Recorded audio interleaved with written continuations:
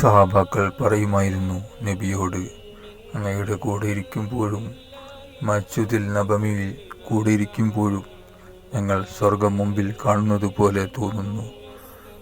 പുറത്തേക്ക് അങ്ങാടിയിലേക്ക് ഇറങ്ങുമ്പോൾ ഞങ്ങൾ ദുനിയാവിൻ്റെ രസാനുഭൂതിയിലേക്ക് മയങ്ങിപ്പോകുന്നു.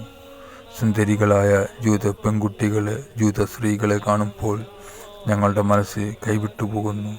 പിന്നെ ഈ മദ്യത്തിലേക്കും ജൂത സ്ത്രീകളിലേക്കും മയങ്ങിപ്പോകുമായിരുന്നു.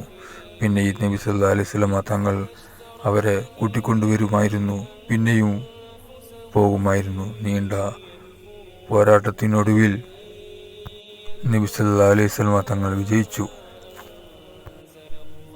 നബി സല്ലല്ലാഹു അലൈഹി വസല്ലം തങ്ങൾ പിന്നീട് പറഞ്ഞു, അവർ നക്ഷത്രങ്ങളെ പോലെ ആണ്. അവരെ ആര് പിൻപറ്റിയാലും നിങ്ങൾ വിജയിക്കും.